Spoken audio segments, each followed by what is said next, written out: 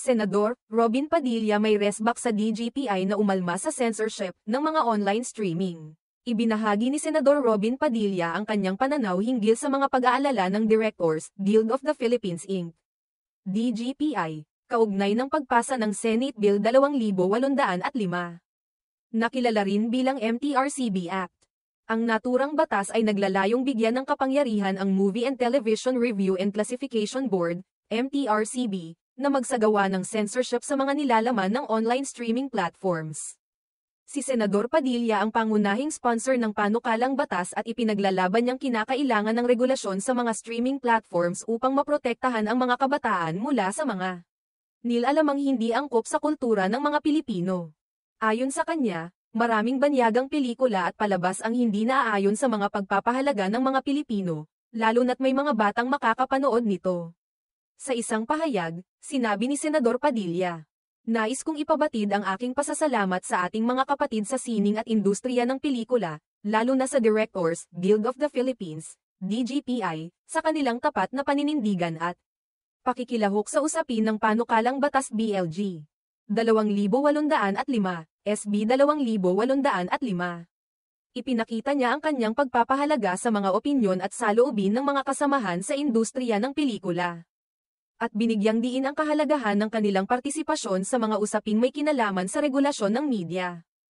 Ang Senate Bill 2805 ay naglalayong palawakin ang saklaw ng MTRCB upang isama ang mga online streaming services tulad ng Netflix, Amazon Prime, Disney Dagdag, Viva Max, at iWant TV. Layunin nitong tiyakin na ang mga nilalaman sa mga platapormang ito ay sumusunod sa mga pamantayan ng moralidad at kultura ng Pilipinas. Gayunpaman, nauunawaan ni Senador Padilla na may mga agam-agam ang ilang sektor, kabilang ang DGPI, hinggil sa posibleng epekto ng regulasyong ito sa kalayaan ng pagpapahayag at paglikha.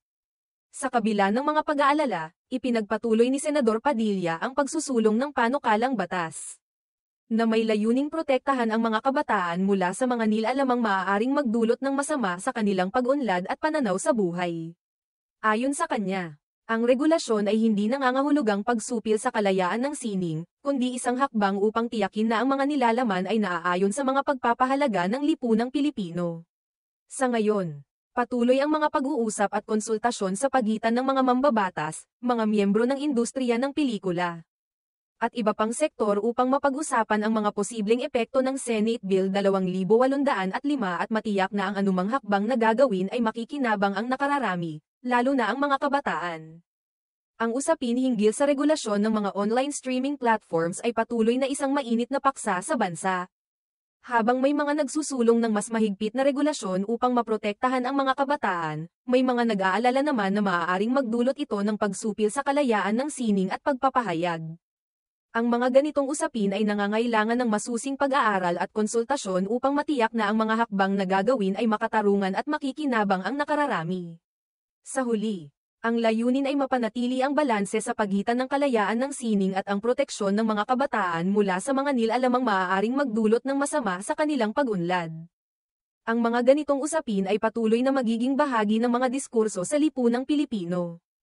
At mahalaga ang aktibong partisipasyon ng bawat isa upang matiyak na ang mga desisyon ay makatarungan at makikinabang ang nakararami.